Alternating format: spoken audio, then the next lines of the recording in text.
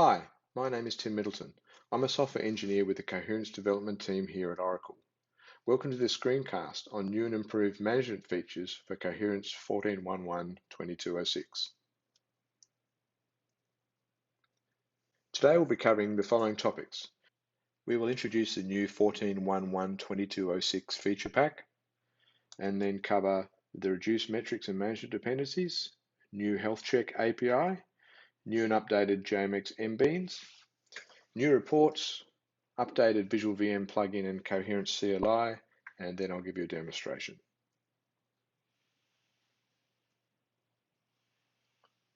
Firstly, for some context around the new feature pack patch. Coherence 14.1.1 was released in March 2020. The Coherence Community Edition, or CE, was launched in June 2020 to provide early access to upcoming features in a 6-month cadence of releases. CE has proved popular and provided many new features over 2 years and across 5 releases. The 14.1.1.2206 feature patch is a patch to Oracle Coherence 14.1.1. This brings in all features released in CE since its launch to Enterprise and Grid editions. It also allows the use of these new features with these premium features in Enterprise and Grid. It's certified and runs on Java 11 and no longer supports Java 8. It's available from a patch on My Oracle Support. 14.1.1.2206 and Community Edition are long-term support releases, which provide additional support. Please see Oracle Support for more information. There are many new features in the feature pack, and a summary of these is shown below. There will be other videos and blogs that cover many of these features in detail in the future. Since we're covering the management in this video, I will highlight a couple of my favorites. We now support Java modules with this very. There's a couple of really good new APIs, the Bootstrap and Repository API for making working with Coherence easier. We have now capability to do a cache config override in a similar way to we use the operational override. There's been some topics improvements and hardening. We've added a new persistence backup mode called Active Backup, which allows you to also persist primary and backup copies for additional availability, as well as some really nice features of distributed concurrency.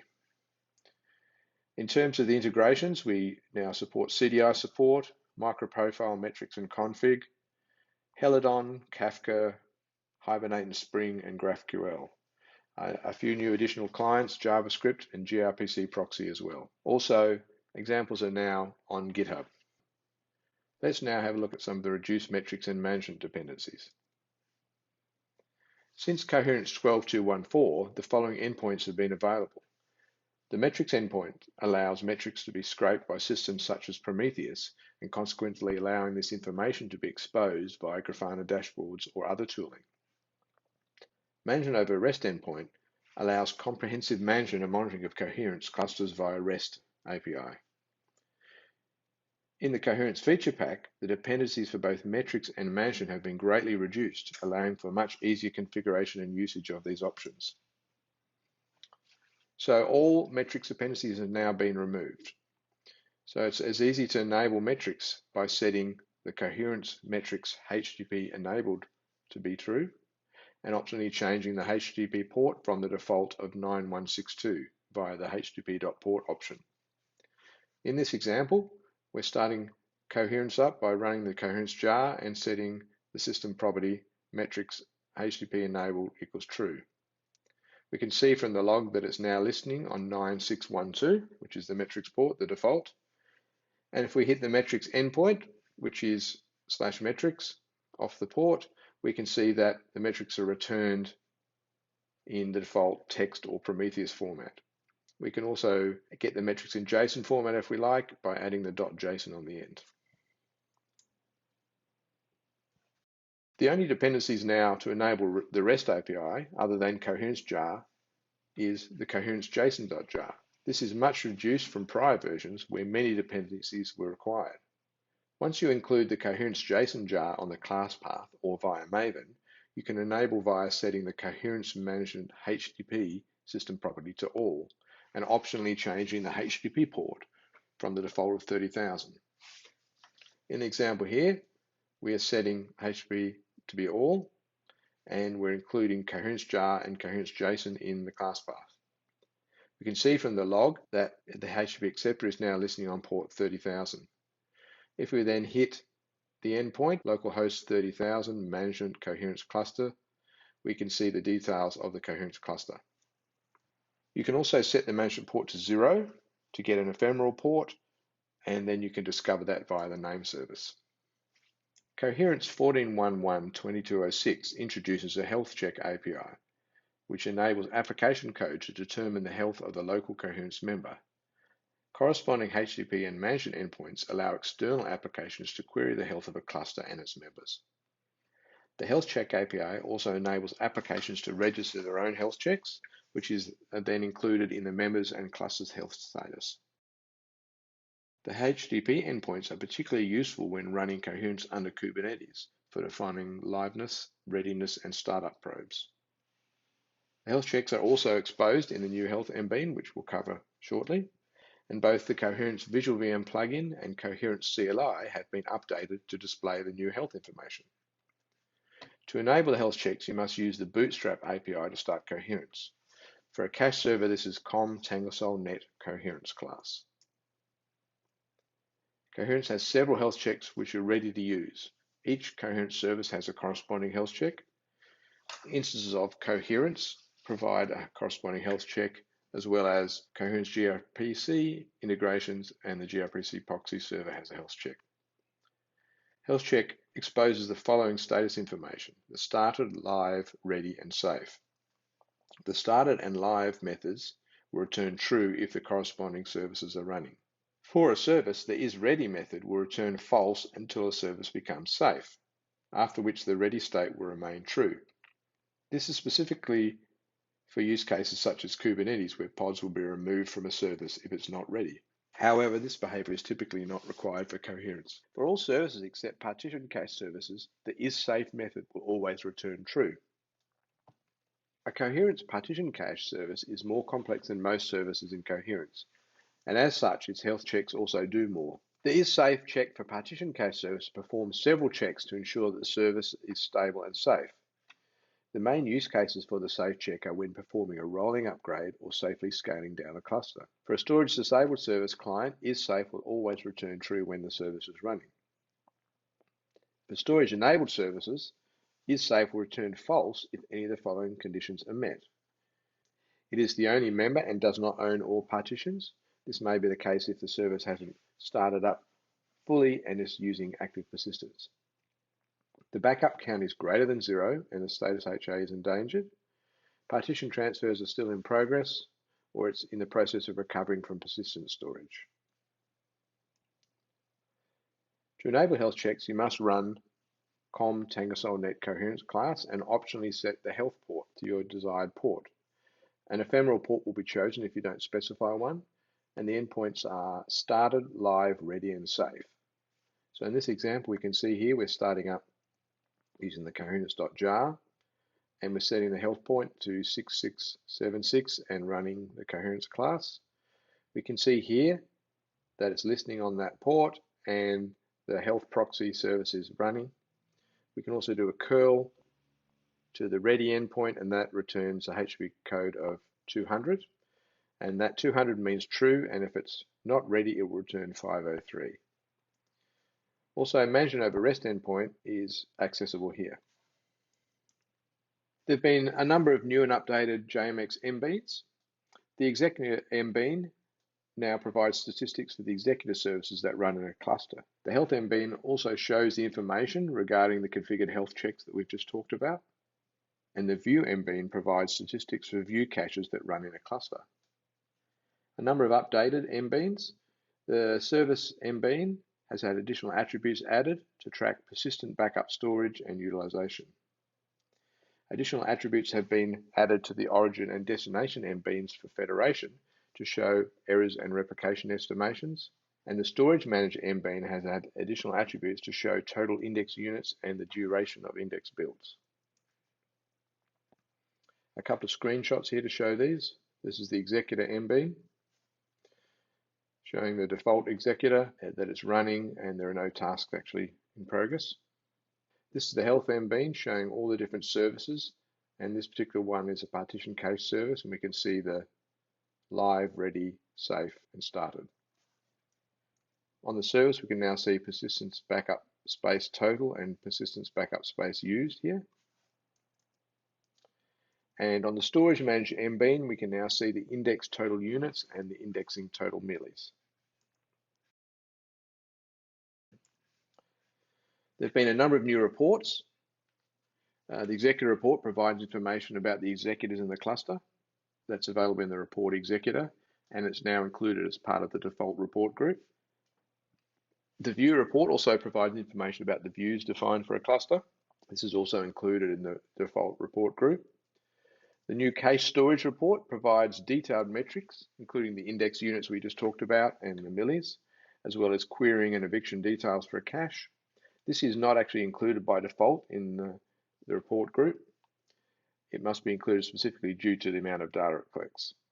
And we've also now got a new proxy connections report, which provides information about a client connections from the proxy service. Both the VisualVM plugin and the Coherence CLI have been updated to support this new functionality. Firstly, the VisualVM plugin, the latest version is 1.4. We've added support for the executor tab, which we can see here, which shows the executors, all the tasks in progress, and any completed tasks. We've also added support for active backup persistence mode. So we can see here now we've got active space and backup space here, and we've got the information being graphed. Added support for displaying the node environment by calling the report environment on the members tab. This shows Java startup information as well as system properties. We've added support for showing information from the Health API. Here we can see a summary of all the different services, how many members there, and shows you how many members are started, live, ready, and safe. Also, if you're using gRPC proxies, you can see information about the message rates and the duration of all those messages. We've added the ability to analyze log files where partition events logging has been enabled.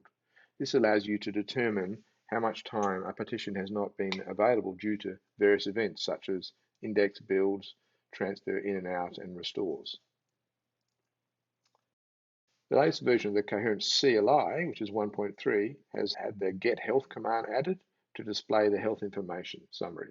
I'll show this in the demonstration in a moment. We've added the ability to display the backup persistence information. So if we're using get persistence, we can see the active and the backup space. And we've added the ability to get executors.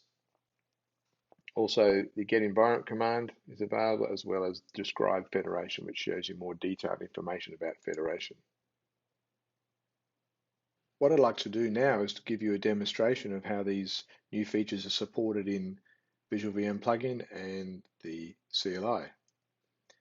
I've got a cluster here, so I'm just going to start up a couple of members and a console as well. While that's starting up, let's use the command line client to discover the cluster. So we do coctl discover clusters. So what that does is use the name service. It looks up the name service and it's on the local host because we're not pointing to any other machine. And it just sees if there's any clusters with manage and over rest enabled, which they are, and it allows you to add them. So I'm also going to set the context to be my cluster, which means that any commands I run will be in that context. So if I go coctl get members, we can see the members there. So I'm just going to set the bytes format to be megabytes so that whenever I issue commands, it'll be in megabytes. So while we're doing this, let's look at our first command is the health. So coctl get health, and you use a summary option here. And what this does, it displays all the health endpoints. And we can see the service partition cache has 3 members and they're not yet ready or safe. So if I connect through the VisualVM plugin,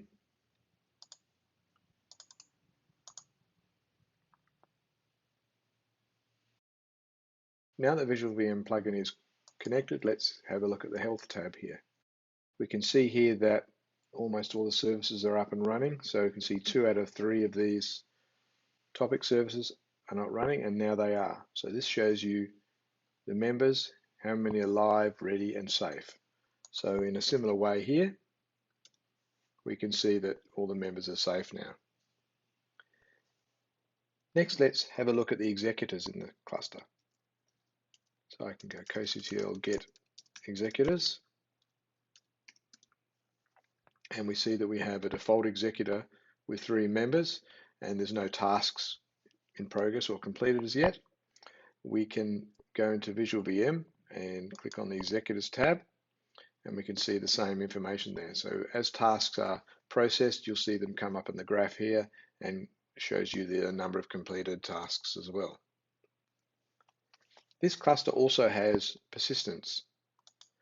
We've actually configured active backup persistence, which is a new persistence mode, and that means that you get the primary copies and backup copies persisted. So along with that, what we see is we've got active space and backup space now being reported in the MBeans. So to get this happening, let's create a cache and let's put some data in it.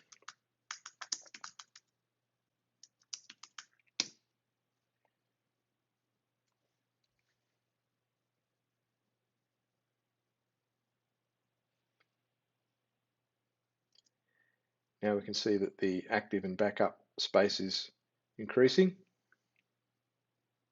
I think it's settled down now. The persisted backup copies are done in an async manner as not to affect performance. So we can see now we've got 103 used in active space and 103 used in backup space. So we can see that same information in the CLI. So if we said get persistence,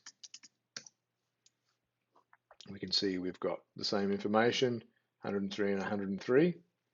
So if we want to look at detailed information, we can say scribe service, partition cache, and that shows us the information by node. So now we can see the active and the backup space per node as well. We can also use the get environment. So CoCTL get members first. We'll see the different members, and we can use CoCTL get environment and provide it a node ID. And then that shows you the Java information as well as any other system properties that are used in the startup of that member. We can see the same information from VisualVM. So right click and say report environment, and we've got the same details of Java versions and system properties as well.